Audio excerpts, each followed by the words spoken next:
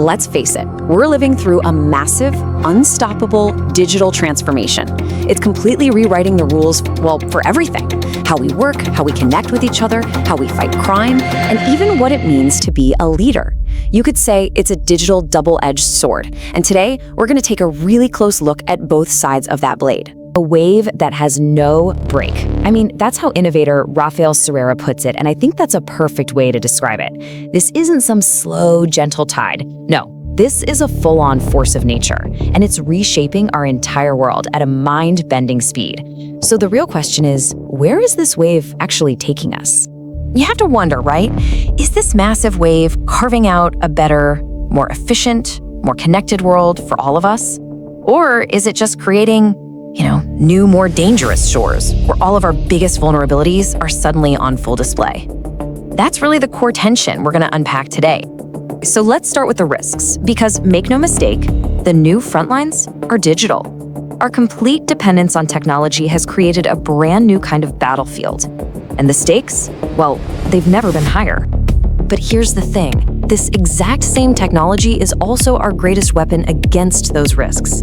Take this number, 62%. What's that? In Barranquilla, Colombia, they got smart.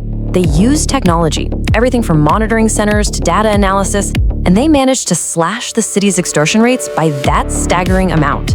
It's a perfect example of how digital tools can create real physical safety. Of course, for every amazing success story like Barranquilla, the digital world is also facing constant evolving attacks. National security has pretty much become a game of digital spies. Our critical infrastructure, especially healthcare, is a top target for cybercriminals because they know hospitals can't just shut down. Financial systems, they're being exploited with crypto. And our personal data? Yep, every click, every message, that's become the new hot currency on the black market. So how in the world do we defend ourselves against all this? Well, a national security expert named Oscar, he brings his military background to the problem. He says we have to start thinking in 360 degrees. You can't just look at a threat from one angle. You have to see the entire battlefield and really understand how every single piece connects and impacts everything else. So what does this 360-degree thinking actually look like in practice? Well, it's basically a four-step process. First, you have to identify your crown jewels, the stuff that is absolutely critical to protect. Then you analyze the threats that are coming for them. Who's the enemy? After that, you have to look in the mirror and figure out your own weaknesses, both in your tech and, just as importantly, in your people. It's only then that you can put the right controls in place using powerful tools like AI and digital forensics to build up your defenses. And digital forensics is a huge piece of this puzzle. You can think of it like being a digital detective or an archaeologist. As the expert Manuel Huerta explains, every single thing you do online leaves a trace. Even that data you deleted, it can often be recovered. Forensics lets investigators follow these invisible footprints, piece together what happened, and hopefully unmask the person hiding behind the keyboard. All right, so we've seen the battlefield, we get it. It's dangerous.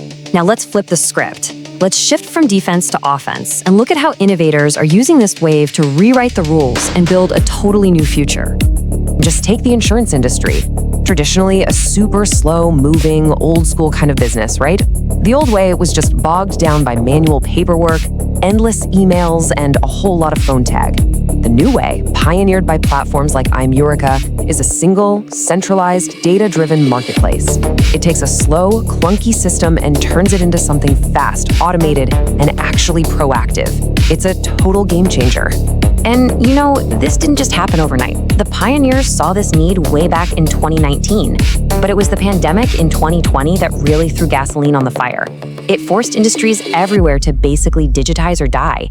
And now, today, using AI and these kinds of integrated platforms, it's not just a nice little advantage anymore, it's a matter of basic survival. But this innovation, it's not always just about efficiency or making more money. A lot of the time, it's deeply human. Take the healthtech company Coco. It was born from a moment of pure tragedy. One of the founders got a call about his grandmother's upcoming doctor's appointment while he was literally at her funeral. Can you imagine? That painful systemic failure sparked a mission to use technology to fix a broken process so that no one else would have to go through.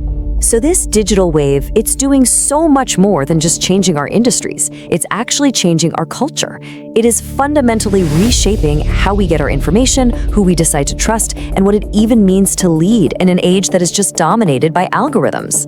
For example, just look at who gets to be the voice of authority in our world. Media leader Sandra Suarez points to a really startling statistic. Only 22% of the expert sources that get quoted in the media are women.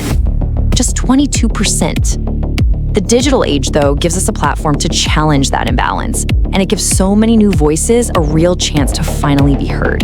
But even with all this flashy new technology, some things, well, they just never change.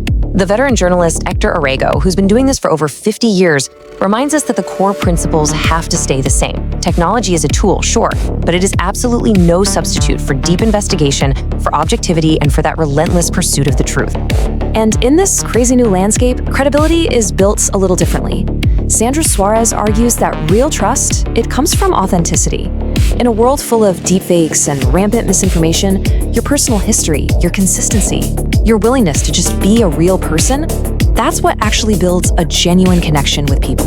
So, okay, whether we're talking about defending ourselves from threats or building trust in this new media world, it really all boils down to one big question. How do we successfully navigate this incredibly complex digital future? Well, for anyone in a leadership role, Sandra Suarez lays out a pretty clear path. And it all starts with self-awareness. But it goes beyond that. It's about mastering emotional intelligence so you can actually connect with and inspire your teams. It means honing your communication skills so you can be authentic. And this one's huge, becoming a skilled conflict resolver. Because let's be honest, our polarized digital world absolutely demands it. And for all of us, here's your personal digital self-defense kit. Number 1, go activate two-factor authentication on everything. It's one of the simplest, most powerful shields you have. 2, be super wary of social engineering, which is just a fancy term for criminals trying to manipulate you on any platform, from WhatsApp to Tinder. 3, question everything. In the age of deepfakes, seeing is no longer believing. And finally, number 4, practice digital self-care. This always-on world is exhausting, and managing your energy is the only way to avoid burnout. And that leaves us with one final big question to chew on. As our world is being remade bit by bit with code and algorithms, we have to ask ourselves, what is our most important human algorithm? Is it critical thinking? Is it empathy? Authenticity? That's the code that each and every one of us has to write for ourselves. Muchísimas gracias para todos los que nos están escuchando, también nos están viendo. No olviden que esto es CyberVoces con Andrea García y también seguirnos en las redes sociales y los esperamos en el próximo episodio.